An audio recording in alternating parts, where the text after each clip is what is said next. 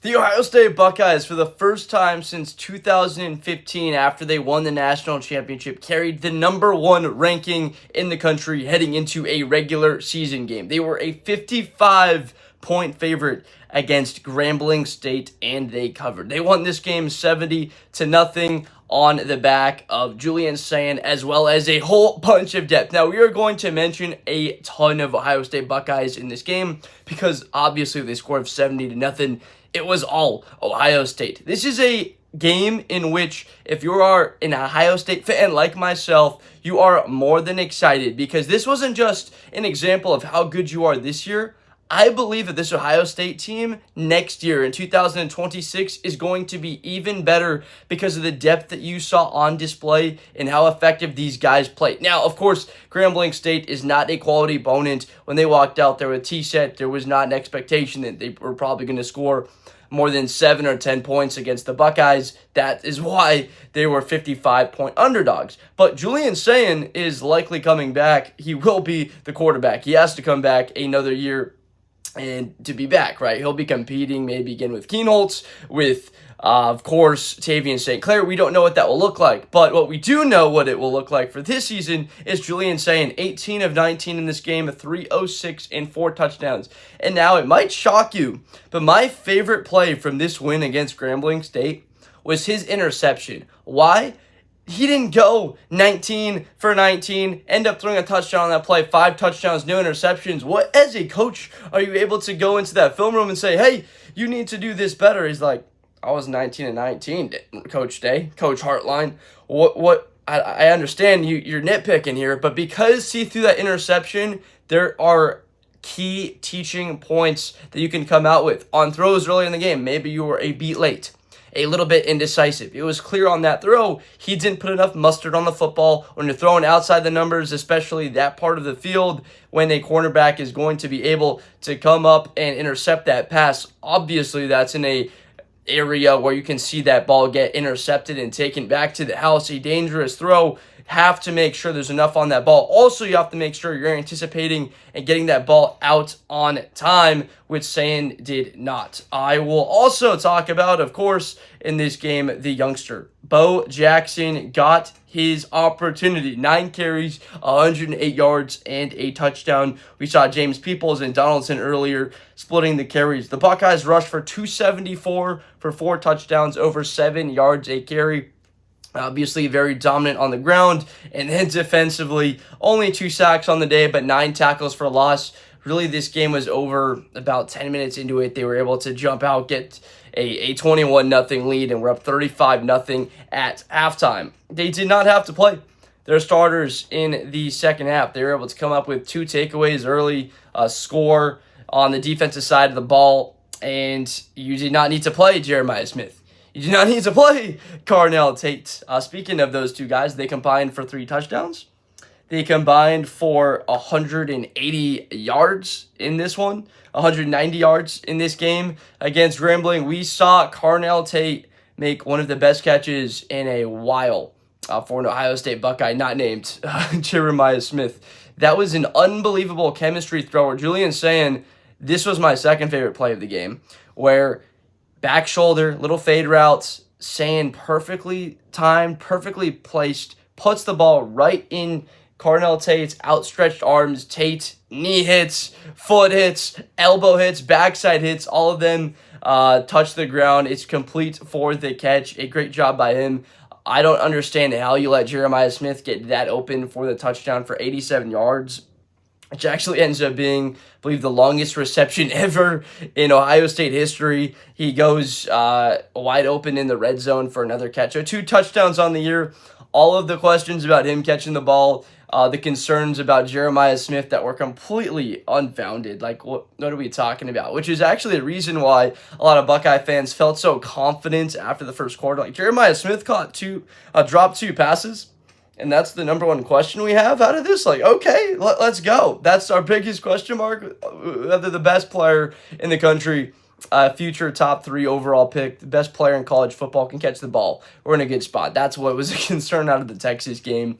And clearly he still remembers how to catch the football. He even did in that game against Texas. Now, talking about the depth, because that is clearly what the message is here. We saw Bryson Rogers with a really nice return. Mylan Graham with a catch for 23 yards. Rogers also in for 22 yards.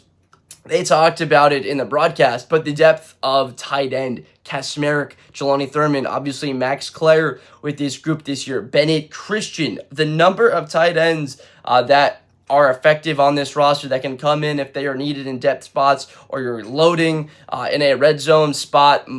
It's incredible how deep they are at that spot. Of course, wide receiver. Everyone knows how deep the Buckeyes are there.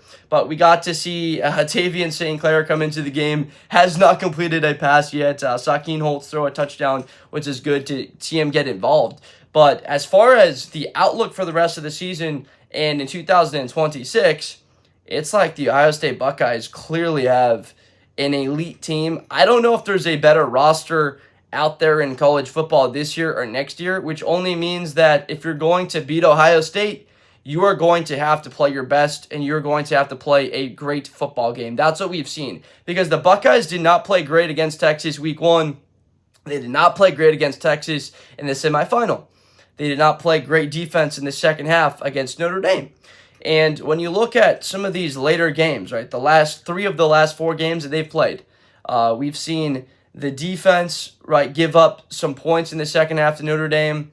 The offense struggle in the second half against Texas. Struggle throughout the game against Texas in this first, this 1 versus 3 matchup at the beginning of the season. You really saw that the Ohio State Buckeyes were pretty evenly matched as far as like a talent-wise. But earlier in the game, where they were playing aggressive, where they were attacking, they were able to stress their advantage. I would say that was what they did so well against Tennessee, against Oregon, where they really stressed their talent. And that's what you saw against Grambling, and that's what Ryan Day was talking about after that game against Texas. How are we going to develop and get that identity? This team is going to look a lot different later in the season. Example, a game against Illinois on the road. Example, a game against Penn State, which, by the way, could be a 1 versus 2 matchup in the shoe. Big noon kickoff for that one. Why not have it a noon game instead of a primetime game under the lights with fireworks and pyrotechnics going off? I digress, though.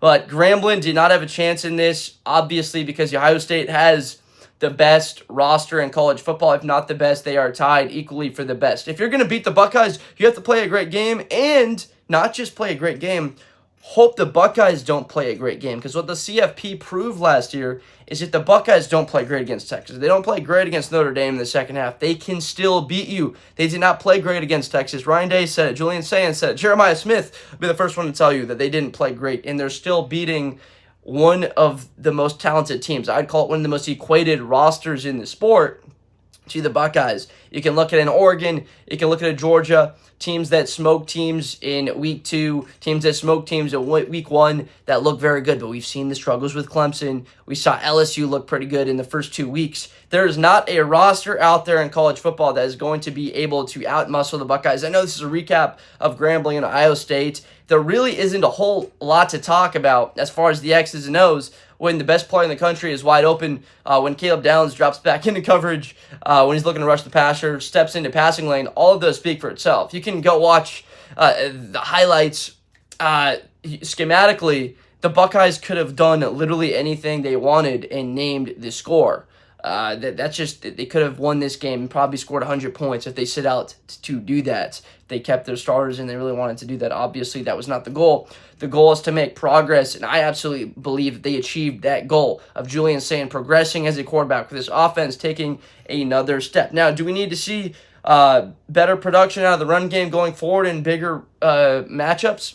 Absolutely, we'll need that. When we get to Washington in that 4th game of the season on the road, a road environment for the first time, a higher quality opponents that it looks like for the first time since the Texas game week 1. Absolutely going to need to see the strides from the run game. Julian Sayin getting pressure on the quarterback is really the only weakness that we've seen so far. Against Texas was the only sack with Arvell Reese, another guy that had a good game this week. Last week he played great. And 1 sack there, 2 sacks this week. So getting more pressure on the quarterback. Hayden Curry, the sack, 2 tackles for loss. We saw Zion Grady, the youngster, get a sack. So getting more pressure on the quarterback, getting the quarterback on the ground, that would be really the only thing defensively that needs to be shored up. You give up 7 points in 2 games. Obviously, you're leading the country in that category. That's your top 5, and they were the #1 team in college football and played more games than anybody in college football last year. It played 16 games and still led the country, gave up the fewest amounts of points. So what is so dangerous about this squad is even if like Carnell Tate gets drafted, you know Chris Henry Jr., the 5-star receiver out of Mater Dei, is coming in to fill in that role. Now, I'm going to say Chris Henry Jr. is as good as Carnell Tate, but this could be a Brandon Inniss elevating, Mylan Graham stepping up, Bryson Rogers, Chris Henry obviously rotating in there. Looks like he'll be good enough to get starting time as a true freshman.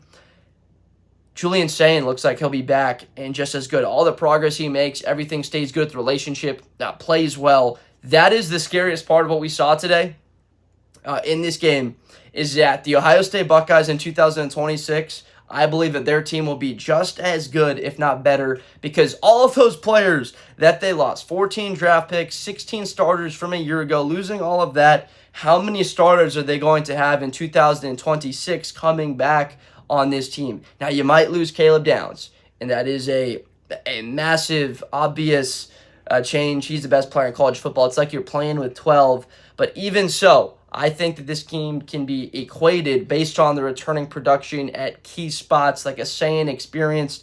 The way he played there really gave me, I'm sure it gave you, if you're a Buckeye fan, a ton of confidence going forward here. Now, this is a little bit of optimism, but also I think that it's very fair to say that because of the depth that's true on this roster. We saw Peyton Pierce. We saw Bo Atkinson getting after it, right? Arval Reese, an incredible play. It's amazing how they continue to foster that talent, bring it in there. In Ohio State, 70-0, as they get set for a game next week against Ohio. That will be an evening game around 4 o'clock on Peacock. Obviously excited for that. Looking for a similar result. These types of games, you want to see the momentum going forward, the progress, and obviously everybody staying healthy. Now, I appreciate you so much for watching. Make sure to subscribe for more content in the future. Fired up that the Buckeyes are obviously going to retain the #1 ranking in the country, and they will continue to do so as long as they win. My gosh, what a performance, and we can be so fired up the rest of the year and going forward. This team is prepped to win a national championship this season. Let's get ready.